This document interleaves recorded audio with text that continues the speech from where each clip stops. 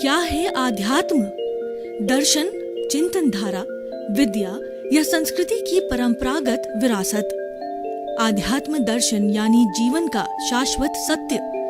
मानव जीवन से जुड़े शाश्वत सत्यों को जानिए और समझिए उपासक डॉक्टर सोहन राज तातेड़ से हमारे खास कार्यक्रम आत्मविज्ञान में। आत्मविज्ञान यानी सही दृष्टि, सही सोच। भाई और बहनों, मातृशक्ति को नमन। स्टूडियो में आपका हार्दिक स्वागत है, अभिनंदन है, सत्कार है। आत्मविज्ञान साइंस ऑफ द सोल कार्यक्रम के अंतर्गत हम आपको सही दृष्टि, सही सोच, राइट विजन, राइट थिंकिंग के तहत सनातन सत्य क्या है, कुदरत क्या है और शाश्वत सुख क्या है, मैं कौन हूँ, इन शाश्वत सत्यों की आपको जानकारी कराते हैं ताकि कि आपका ये मनुष्य जीवन धन्य हो जावे, आपको सही दिशा मिल जावे, आपको सही दृष्टि मिल जावे और जैसी दृष्टि वैसी सृष्टि की आपकी स्थापना हो जाए। ये सारा कार्य है हम अलग अलग विषयों के माध्यम से करते हैं।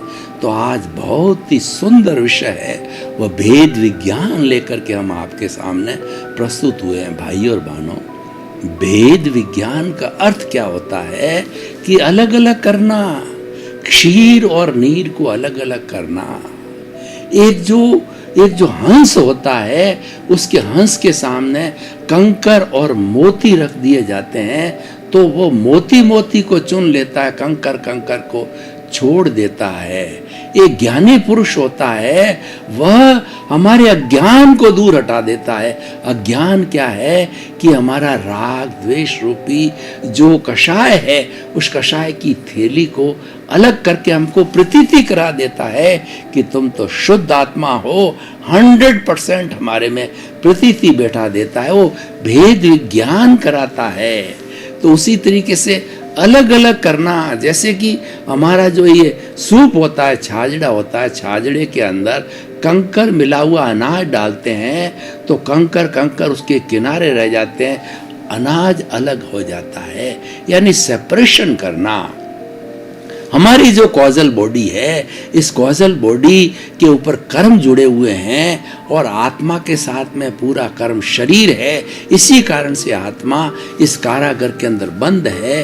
तो कर्म जब हम धार्मिक क्रिया करते हैं या हम ज्ञाता दृष्टा भाव के अंदर रहते हैं, जब हम सब्वर की अवस्था में रहते हैं, जब समता की अवस्था में रहते हैं, तब इन कर्म शरीर के अंदर टर्बुलेंस होता है और जो कर्म है वो जड़ने लगते हैं। कैसे जड़ते हैं मैं आपको उदाहरण देना चाहता हूँ कि आपने जो है वो ये शहद का छत्ता देखा होगा, तो मधुमक्खियों का शहद का छत्ता जब पक जाता है तो बूंद बूंद करके वो शहद गिरती जाती है और उसको इकट्ठा कर लिया जाता है और जब पूरा रूप से वो झड़ जाती है तो छत्ता एकदम सूख जाता है, यानी वह बिल्कुल समाप्त हो जाता है। तो इसी तरीके से हमारे कर्म जो है, जो कार्बन शरीर से अलग होते हैं, कॉजल बॉडी से, लिंग शरीर से अलग होते हैं, हम उसको निर्जरा कहते हैं, dissociation of the Karma from the causal body. तो ये भेद विज्ञान है, अलग अलग करना। भेद विज्ञान का है अलग अलग करना, अलग अलग मानना, उसकी अलग अलग प्रकृति है, उस अलग अलग प्रकृति को मिलना। और भेद विज्ञान किसका करना?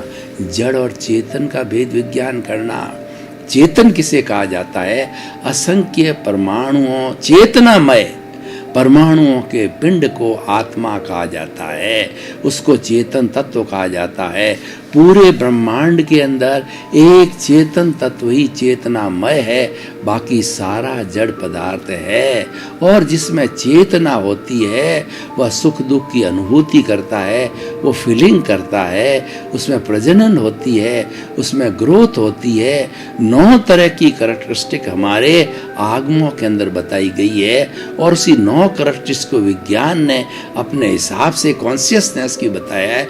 यानी आप भले विज्ञान आत्मा शब्द न बोले, लेकिन वो कॉन्शियसनेस के रूप के अंदर आत्मा को स्वीकार करता है। वह चेतन तत्व है। और दूसरा जड़ तत्व है। जड़ किसे कहते हैं? पुद्गल को जड़ कहा जाता है और पुद्गल घनल मिलन धर्मा होता है। पुद्गल में वर्ण होता है, गंध होता है, रस होता है और स्पर्श होता है और उसको पुद्गल कहा जाता है। पुद्गल कभी भी जड़ कभी भी चेतन नहीं हो सकता, चेतन कभी भी जड़ नहीं हो सकती, दोनों का मिश्रण हो सकता है। और ये शरीर मिश्रण है, ये शरीर जड़ और चेतन का मिश्रण है। और ये शरीर जो है ये जड़ है, ये पुद्गल है, और ये जो भुगतान के लिए मिलता है, और इसका सारा काम पुद्गलों का ही है।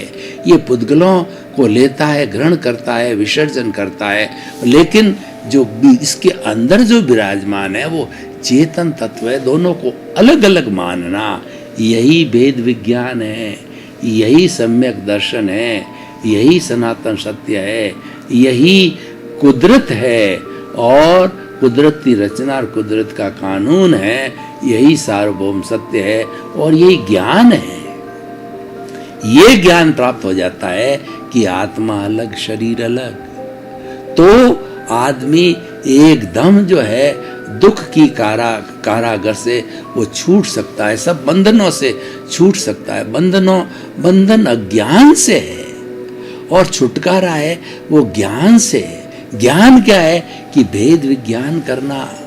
जो लोग देखिए हमारी चेतना के 3 स्तर है, चेतना वही है, लेकिन उसके अलग अलग शुद्धि के कारण उसकी 3 स्टेजेस बन गई है।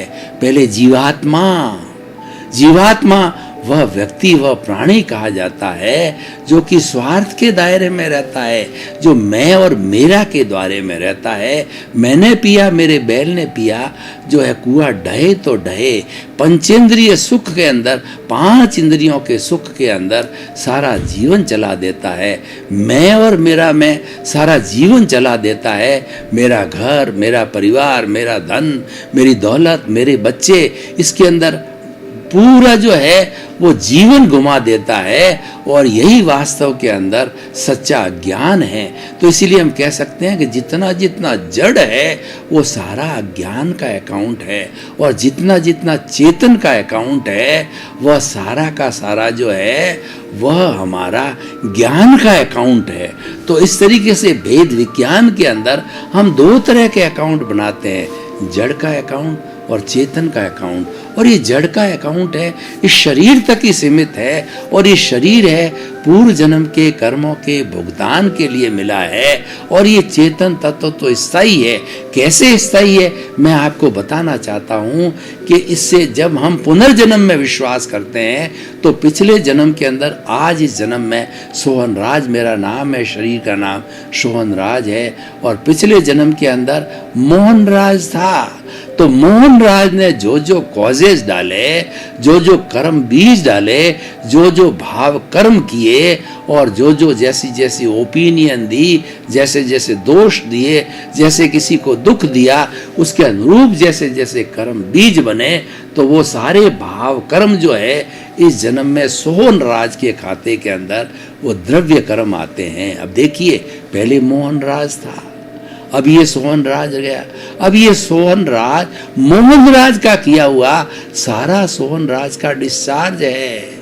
ये पूरे जीवन पर सोहन राज जितने 60, 70, 80 वर्ष जिएगा, तो ये सारा भुगतान जो कॉजेज डाले हुए, जो लेकर के आया है, उसके अनुरूप जो है ये चलता रहेगा। मन वचन काया और उससे जुड़ी हुई सब अवस्थाओं का संचलन कुदरत करती है, कुदरत की रचना के अंतर्गत और कुदरती कानून के अंतर्गत करती है।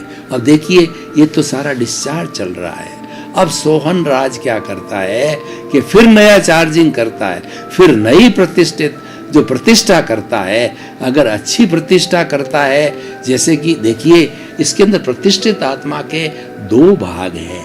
एक भाग तो अज्ञा का भाग है और दूसरा भाग प्रज्ञा का भाग है। और प्रज्ञा कब जागृत होती है? अब ये चेतन जड़ तत्व से, ये जो हम जीवात्मा से अंतरात्मा की तरफ आते हैं, कोई ज्ञानी पुरुष का संसर्ग मिला और उस ज्ञानी पुरुष ने हमको भेद विज्ञान कर दिया, उसकी कृपा हो गई। और क्योंकि वो तिन्नानम तार्याणम होते हैं, वो स्वयं तरते हैं, दूसरों को तारते हैं, उनके भीतर करुणा होती है कि सृष्टि के समस्त जीवों को मोक्ष मिले। तो ऐसे ज्ञानी पुरुष क्या करते हैं कि हमारा जो कार्बन शरीर, हमारा जो कषाय है, क्रोध मान माया लोभ है, उसकी अहंकार रूपी जो थैली है, उस थैली की सर्जरी करके उसको फेंक देते हैं तो हमारे नए कर्मों का बंधन रुक जाता है, यानी हमारा नया चार्जिंग बंद हो जाता है। और ये जो पूर्व जन्म का संचित जितने जितने कर्म है वो डिस्चार्ज रूप के अंदर चलता रहता है। तो भाई और बहनों, अंतर आत्मा होने से प्रज्ञा जागृत होती है। जो ही आपको ज्ञान मिलता है, जो ही हमारी अक्रिय आत्मा जो है वो भाव सत्ता के रूप में प्रज्ञा को भेजती है और प्रज्ञा पूरा मॉनिटर करती है। इस जड़ अज्ञा के इसके बाद में सारी प्रज्ञा जो है वो मॉनिटर बन जाती है और वो प्रतिष्ठित आत्मा के सहयोग से ये प्रतिष्ठा करती है कि ये आत्मा ज्ञाता है, ये आत्मा दृष्टा है, ये जानने वाली है, देखने वाली है और ये अनंत ज्ञान वाला है, ये अनंत दर्शन वाला है, अनंत सुख का धाम है। ये सारी प्रज्ञा जब इसको एहसास कराती, प्रतीति ज्ञान के बाद हो गई है, उसके बाद में जागृति रखती है ये प्रज्ञा और जागृति से हमारा अनुभव बढ़ता है। जब ज्ञानी पुरुष जो हमको ज्ञान देते हैं तो 100% प्रतीति करा देते हैं। रात की 12 बजे भी उठाओ तो आपको प्रतीति रहेगी कि नाम मेरा द्रव्य रूप में, मतलब रिलेटिव व्यू पॉइंट से मैं सोहन राज हूँ और रियल व्यू पॉइंट से मैं शुद्ध आत्मा हूँ। ये प्रतीति 24 आवर्स रहती है। ये सारी प्रतीति प्रज्ञा कराती है, उससे जागृति बनती रहती है और 15% जागृति ज्ञान लेने के बाद होती है। ये जागृति प्रज्ञा के जो है वह कहना चाहिए सहयोग से जो है ये बढ़ती जाती है और जब प्रज्ञा का जो है ग्राह पड़ता है तो हमें ज्ञानी पुरुष 2% अनुभव भी दे देते हैं। ये अनुभव धीरे धीरे बढ़ता रहता है और कुछ भावों में जब ये अनुभव जागृति में रह करके प्रज्ञा की प्रेजेंस से प्रतिष्ठित आत्मा के माध्यम से जो है जो प्रज्ञा जो प्रतिष्ठा कराती है वो ज्ञाता दृष्टा भाव की, जानने वाला देखने वाला की कराती है, तो हम कुछ ही भावों के अंदर सिद्ध बुद्ध मुक्त बन जाते हैं। क्योंकि हमारा ये डिस्चार्ज जो बर्फ की शिला की तरह जमा हुआ है वो धीरे धीरे संपूर्ण डिस्चार्ज होकर के जीरो हो जाता है। तो भाई और बहनों, हम बात कर रहे थे भेद विज्ञान की। भेद विज्ञान सम्यक दर्शन है और हमारी भारतीय संस्कृति बताती है कि किसी भी व्यक्ति को एक बार सम्यक दर्शन हो जाता है, एक बार सही रूप में भेद विज्ञान हो जाता है कि मैं अलग हूँ, मैं शरीर हूँ, ये प्रतीति हो जाती है, ये ज्ञान मिल जाता है और ये जागृति में आ जाता है, तो निश्चित रूप से कभी न कभी अपने संपूर्ण गंतव्य जो मोक्ष है उसकी प्राप्ति करेगा और वह मुक्ति को जाएगा। ये सारा अंतरात्मा में होता है। और तीसरी चेतना का जो स्तर होता है वो परमात्मा होता है। जब हमारी जागृति बढ़ती जाती है और खूब बढ़ते बढ़ते जो है हम अनुभव के जो 100% अनुभव की अवस्था में आ जाते हैं तो हमारा केवल दर्शन होता है और केवल दर्शन होते ही जो है हमारा पुरुषार्थ समाप्त हो जाता है। जितना भी प्रज्ञा का पुरुषार्थ है, प्रतिष्ठित आत्मा की ये पुरुषार्थ जितना जितना भी है ये प्रतिष्ठित आत्मा का भाग है और ये प्रज्ञा के माध्यम से होता है। क्योंकि मूल जो आत्मा है वो तो अक्रिया है, वो तो अनंत ज्ञान वाला है, वो अनंत दर्शन वाला है, अनंत शक्ति वाला, अनंत सुख का धाम है। वही काम कुछ भी नहीं करता, सारा कार्य प्रतिष्ठित आत्मा करती है। यानी जो है सुप्रतिष्ठित आत्मा और कुप्रतिष्ठित आत्मा होती है वो राग द्वेष से चार्जिंग करती रहती है, अगले जन्म के अंदर कॉजेज डालती रहती है। तो ये सारा जो है हमारा चलता है। तो बहुत ही सुंदर विषय है, हर क्षण भेद विज्ञान करना चाहिए। भेद विज्ञान है, एक सच्चा ज्ञान है, ये सनातन सत्य है और इस सनातन सत्य को प्राप्त करके भेद विज्ञान की दृष्टि को प्राप्त करके मैं अलग, शरीर अलग, शरीर जड़ है और मैं तो चेतना हूँ और चेतना तो ज्ञाता होती है, दृष्टा होती है मूल रूप के अंदर। और ये सारा जो जड़ है वो पूर्व जन्म का जो भाव कर्म किए हुए होते हैं जो इस जन्म में आकर के द्रव्य कर्म बन जाते हैं, उसके भुगतान के लिए ये शरीर मिला है और जीवन भर जो है ये भुगतान करता रहेगा। सुख दुख का जो तराजू है उसके अंदर झूलता रहेगा, कभी सुख आएगा कभी दुख आएगा और ये चलता रहेगा।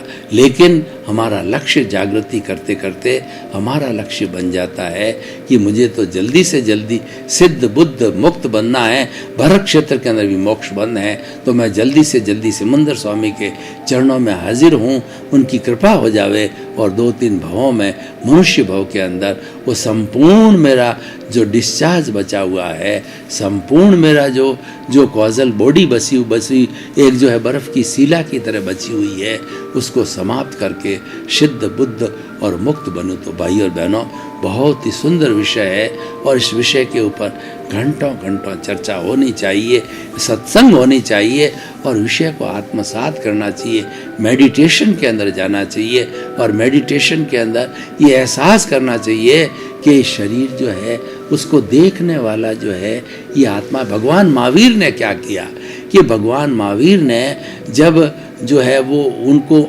जो तीर्थंकर होते हैं वो माँ की गर्भ से 3 ज्ञान लेके आते हैं, मति, शुद्ध और अवधि। अवधि ज्ञान भगवान को जो है माँ के पेट में हो गया था। तो उस वक्त की एक घटना आपको बताना चाहता हूँ कि जो हिलना डुलना बच्चा होता है, भीतर हिलना डुलना, एम्ब्रियो हिलना डुलना चालू कर देता है। तो चालू करने पर भगवान ने देखा कि माँ को कितना कष्ट होता होगा, मैं पेट के अंदर हिलता डुलता। उन्होंने हिलना डुलना बंद कर दिया तो माँ को बड़ी तकलीफ हुई, चिंता हुई और जो शहनाइयाँ सुखी की बज रही थी वो शहनाइयाँ रुक गई कि माँ ने सोचा कि पता नहीं जो है मेरा गर्भ है कहीं पर जो समाप्त नहीं हुआ हो गया हो। तो भगवान ने वापस अवधि ज्ञान लगाया। अरे माँ तो चिंतित हो रही है। उन्होंने हिलना डुलना चालू किया और ये प्रतिज्ञा की कि जब तक मेरे माता पिता जिंदे हैं, जब तक जो है देवकी और ऋषभ, ये जब तक हमारे जो है ऋषभ दत्त, ये जब तक जिंदे हैं, ये दोनों ब्राह्मण थे, तब तक मैं दीक्षा नहीं लूँगा। 28 वर्ष की अवस्था तक वो जिंदे रहे और बाद में दोनों मोक्ष चले गए। फिर उन्होंने जो है वो वापस मानस बनाया कि दीक्षा लेनी चाहिए। नंदीवर्धन बड़े भाई ने कहा कि अभी माता पिता का शोक विसर्जन नहीं हुआ, हम भूले ही नहीं हैं, आप कुछ समय हमारे पास सांत्वना दिलाने के लिए रहो। 2 वर्ष तक और रहे। 30 वर्ष की अवस्था में जो ही उन्होंने दीक्षा ली, दीक्षा लेते ही जो है उन्होंने मनःप्रव ज्ञान हो गया और मनःप्रव ज्ञान होकर उन्होंने देखा, उन्होंने अवधि ज्ञान और मनःप्रव ज्ञान से देखा कि मेरे जो कर्म हैं वो और 23 तीर्थंकरों के कर्म जो है उनकी तुलना करें तो फिर भी मेरे कर्म भारी है, मेरे कर्म ज़्यादा है, तो इतने कैसे खपाएंगे। तो उन्होंने जो है एक प्रयोग किया। उन्होंने उस वक्त का वो सरे इस जड़ रूपी शरीर को जो है उन्होंने त्याग दिया, आत्म प्रकोष्ठों में चले गए। उन्होंने जो है ये संकल्प किया, इस शरीर को जो है कोई भी जो है वो देवता, कोई भी मनुष्य, कोई भी पशु तिर्यंच, कोई भी मारे पीटे और इसको जो छेदन भेदन करे तो मैं उसका जो है प्रतिकार नहीं करूँगा। क्योंकि वो आत्म प्रदेशों में चले गए तो सारा भुगतान आत्म प्रदेशों में होने लगा, शरीर से भुगतान रुक गया और वो इस पुद्गल को देखते रहे कि महावीर के मन वचन काया क्या करते हैं। राग द्वेष मुक्त होकर के मात्र ज्ञाता दृष्टा भाव से वो देखते रहे 12.5 वर्ष तक उन्होंने देखते रहे और मौन रहे। तो जब ज्ञाता दृष्टा और मात्र जो है वो राग द्वेष मुक्त होकर के वो जो है प्रेक्षा करने लगे उसके मन वचन काया की, तो उसकी प्रेक्षा से उनका जो है अवधि ज्ञान हुआ और उसके बाद के अंदर कि अवधि दर्शन हुआ पहले और अवधि ज्ञान जो है उनकी जो है वो उसके बाद वो अवधि ज्ञान भगवान को हुआ और उसके बाद 30 वर्ष तक उन्होंने देशनादि भगवान के रूप में और परमात्मा के रूप में 30 वर्ष तक समोशन लगाया। तो भाई और बहनों, हम ये आपको बताना चाह रहे थे भगवान महावीर ने भेद विज्ञान किया और आप भी परिवार के बीच में रह करके अगर हर क्षण विधेय रूप में रहो। भेद विज्ञान का मतलब विधेय, शरीर होकर भी शरीर का भान न होना। वेदांत की बात करें तो वेदांत विधेय को मानता है और उसके अंदर उदाहरण आता है कि राजा जनक जो कि मिथिला के राजा थे और सीता के पिता थे, वो विधेय थे। विधेय का मतलब है वो भेद विज्ञान करते थे।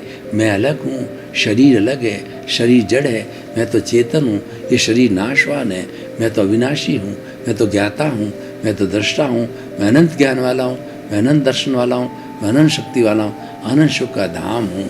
तो वो भेद विज्ञान करने का विधेय हो गए, शरीर में रहते शरीर का भान भूल गए, और वो विधेय होने के कारण जो है वह जीवन मुक्त हो गए। यानी उनका जीवन जो है राग द्वेष से भेद विज्ञान होते ही राग द्वेष, अगर भेद विज्ञान अक्षय रहता है, शाश्वत रहता है, तो राग देव समाप्त हो जाता है। और उसके बाद के अंदर जब वो विधेय यानी जो है भगवान जो जनक है, जब उनका जो मृत्यु हुई तो उन्होंने जब देह छोड़ी तो वो जीव मुक्त हो गए।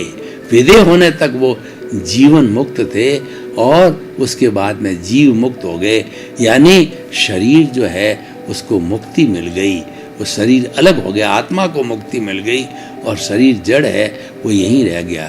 तो भाई और बहनों, भेद विज्ञान समझने की जरूरत है। इस अब परिप्रेक्ष्य को मैं आज के वर्तमान परिप्रेक्ष्य में इस विषय को कसौटी पर कसना चाहता हूँ कि जो व्यक्ति भेद विज्ञान करता है उसको कभी दुख नहीं होता, उसको कभी अशांति नहीं होती है, और वह कोई गलत रास्ते नहीं जाएगा, किसी का शोषण नहीं करेगा, किसी को दुख नहीं देगा। वो तो हर वक्त चिंतन करेगा कि हे मेरे भीतर विराजमान शुद्ध आत्मा भगवान, मुझे ऐसी शक्ति दो, जागृति दो कि मेरे मन से, वचन से और काया से, करने से, करवाने से, अनुमोदने से किसी प्राणी को किंचित मात्र भी मेरे द्वारा कष्ट न हो, कष्ट न हो, कष्ट न हो। ऐसा जो है भेद विज्ञानी वो चिंतन कर लेता है, और भेद विज्ञानी जो है स्वदोष दर्शन करना चालू कर देता है। स्वदोष दर्शन से जो है जगत निर्दोष हो जाता है।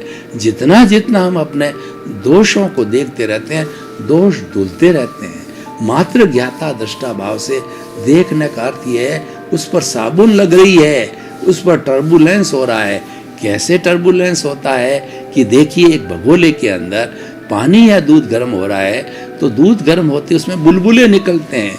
बुलबुले क्या है कि परमाणुओं की, दूध के परमाणु के बीच में जो जगह है उन जगह को फिलअप किया जाता है, वो हवा निकल रही है बुलबुले के रूप में। तो उसी तरीके से हमारी आत्मा से, ज्ञाता दृष्टा भाव से, आत्मा की कॉजल बॉडी से, कार्बन शरीर से जो है वो झरण होता रहता है उन कर्मों का, उसको निर्जरा बोला जाता है।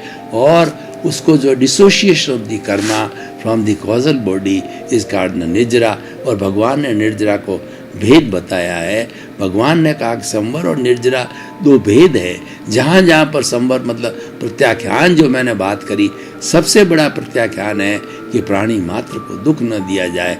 जब ऐसा हमारा चिंतन रहता है तो इस संवर के माध्यम से हर क्षण हमारे निर्जरा होती रहती है, कर्मों का झरण होता रहता। भाई और बहनों, आपका बहुत बहुत धन्यवाद। आप हमारा आत्मविज्ञान कार्यक्रम बराबर देखते रहिए। आप आत्मविज्ञान कार्यक्रम की आत्मा हो, हमको फीडबैक मिल रहा है कि आप बराबर देख रहे हो। और आपकी कोई भी जिज्ञासा हो तो हमारे पर्दे के पीछे लिखा हुआ हमारी वेबसाइट और हमारा मोबाइल ऐप, और जो है हमारे जो है वो YouTube के माध्यम से जो लिखा हुआ है उसको देख करके और आप अपनी जिज्ञासा को हमें भेज सकते हो। हम आपकी हर समस्या का समाधान करेंगे नए नए एपिसोड के माध्यम में। इसी क्रम में आपका जीवन आनंदमय हो, मंगलमय हो। आपके प्रति बहुत बहुत शुभकामनाएं। आत्मविज्ञान में आत्मविज्ञान यानी सही दृष्टि, सही सोच।